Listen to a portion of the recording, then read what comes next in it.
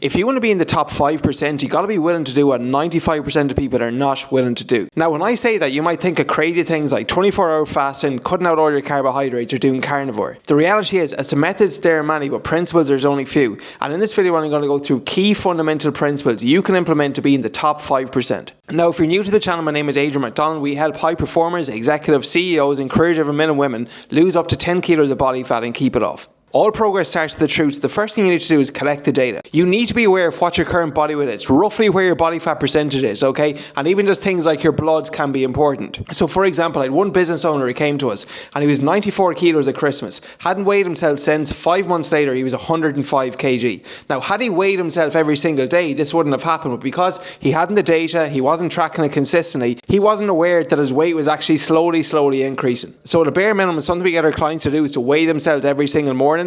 But also as well, just make sure you're taking progress pictures. You could get a DEXA scan to assess your body fat. And as I said, get your bloods assessed maybe 2 or 3 times a year. Now, speaking of data, tracking your calories is also something that's really important. I do not understand how people are willing to work out 1 hour a day, but they're not willing to spend 5 minutes going on MyFitnessPal, which is the free calorie counting app, and actually logging their food. So when it comes to tracking your calories, it doesn't need to be obsessive. What we recommend our clients do is for the first 30 days they work with us, we need to track everything. We need all the data. And this is something we do with one of our clients, Rob. He was doing CrossFit 5 times a week for 8 years, but his weight had not budged. We got him tracking his calories, eating more of the right kind of foods, and he went from 115 kilos and he's down to almost 85 kilos, which is a 30 kilo loss in just 9 months. Now, what helped Rob achieve this was the next thing on the list, and that is eating mostly single ingredient whole foods. An apple is just an apple, okay? If I ask you what are the ingredients in an apple, there's only one single ingredient. On the other hand, if I ask you to drink some apple juice, it may contain elements of an apple, but also tons of added sugars and ingredients. So if you can get the majority of your calories from single ingredient whole foods, things like leaner meats, fish, fruit, veggies, eggs, and so on, it's very hard to go wrong. Now, with all that being said, you want to encounter fat loss and not weight loss, okay? Weight loss is where you lose weight. Fat loss is where you lose body fat while maintaining muscle mass, which is why strength training progressively is super important. Unfortunately, a lot of people think they're training when in reality they're working out. They go to the gym, they think that the more they sweat, the better their workout is. They do things like boot camps, HIIT class, and so on. But what they don't realize is the purpose of lifting weights, it's not to burn calories, it's to build muscle. And because muscle is more metabolically active than fat, meaning the more muscle you have, the more calories you burn at rest. Do not chase the calorie burn when you are lifting weights. There's so many ways you can train, but what we do with our clients is we focus on the compound lifts initially, okay? Things like bench press, squatting, deadlifting, and so on. If you just consistently do these on a regular basis, you will get stronger and you will build muscle. I recommend starting out with a minimum of 3 full body workouts a week and scaling up from there. Now, when you are doing the extra training, you will encounter hunger, which is why having a plant and a protein in every single meal is important. So plants either are fruit or veg. Protein can be things like leaner meats, fish, eggs, protein powder, and Greek yogurt. Now, the reason these are important is because they would increase your satiety, they'll preserve muscle mass,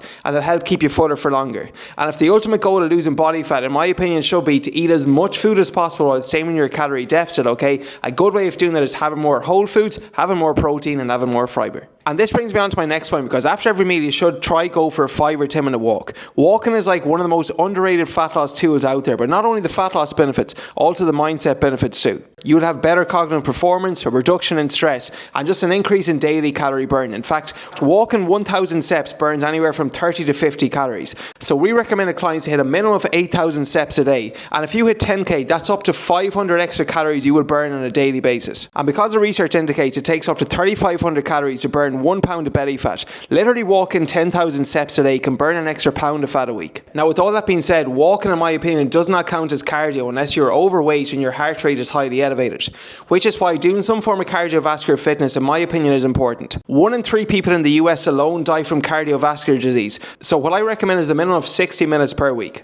Now, there's so many forms of cardio out there, but do the one that you enjoy the most. One caveat I would say is that if you're overweight, I would not recommend starting out with running, because the wear and tear in the joints that can have in your knees can actually impact and impair recovery and cause injury. So more joint-friendly, non-concentric forms of cardio would include things like the elliptical machine and also the bike. And again, 1 hour a week is more than enough, even just 2 30-minute sessions. Now, back to nutrition. One of the most underrated things, in my opinion, is actually meal timing. If you're watching this video, you probably have a daily schedule in terms of what time you start, you finish work, what time you have calls on. But a lot of people who come to us, they've no routine or structure with their nutrition. Some days they might have 1 meal a day, some days they might have 3 meals a day. Now, contrary to popular belief, sometimes eating less is actually not the most beneficial thing. So one thing we recommend with our clients to do is follow the 3-2-1 method. 3 square meals every single day, 2 snacks in between every meal, and have 1 glass of water before every meal. So what you want to do watching this is reverse engineer. What time do you go to bed? Have your final meal 3 hours before that. So if you're in bed at 10 o'clock at night, 3 hours before that is 7 p.m. That's when you're going to have your last meal. The reason this is important is because you don't want to be digesting food in the middle of your sleep. Then from there, about 5 hours before that, 1 o'clock, you can have your second square meal.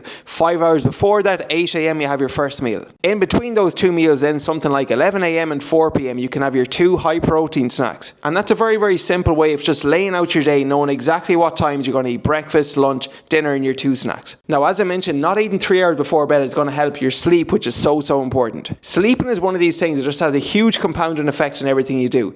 Mentally, you're going to be sharper, you're going to be performing better at work. But furthermore then, when you sleep better, you're more likely to want to work out, to want to go to the gym. And when you go to the gym, as a byproduct of that, you're going to be more likely to eat better. But the opposite is also true. Poor night's sleep often leads to brain fog, confusion, often leads to a lower mood, often leads to you not wanting to go to the gym and wanting to eat more high calorie, high sugar foods. So aim to get at least 7 hours of sleep a night, and sleeping becomes much easier when you do not drink alcohol, which brings me on to the next point. Now, this might rub people the wrong way, but often people turn to alcohol to relax and to de-stress, when in reality it has the opposite effect in the body. Personally speaking, I haven't drank alcohol for 1 year, and honestly, the longer I go off it, the less I miss it. So what I recommend for you as a business owner or a high performer is to at least limit your alcohol intake to special occasions only, and do not drink midweek unless it's completely necessary, which in the most cases it's actually not. And then finally, above all else, the last and most important point is just stay consistent. Even if you do drink alcohol, even if you have a cheat meal at the weekend, do not quit, because once you do not quit, sooner or later you get there.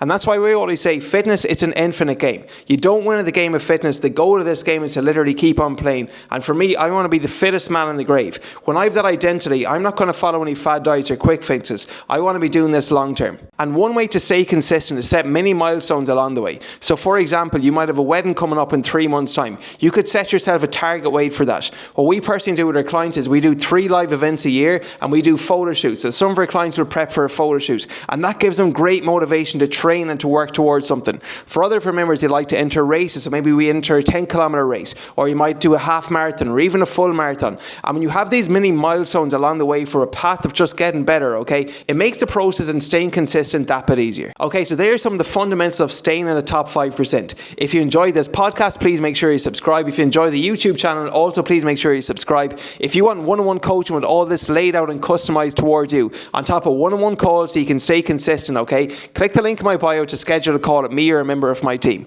Also, I'm curious to know, if you watch or listen this far, which one of these takeaways are you going to implement? Comment below and I'll be sure to read all the comments. But that's all for this one. We'll see you in the next video.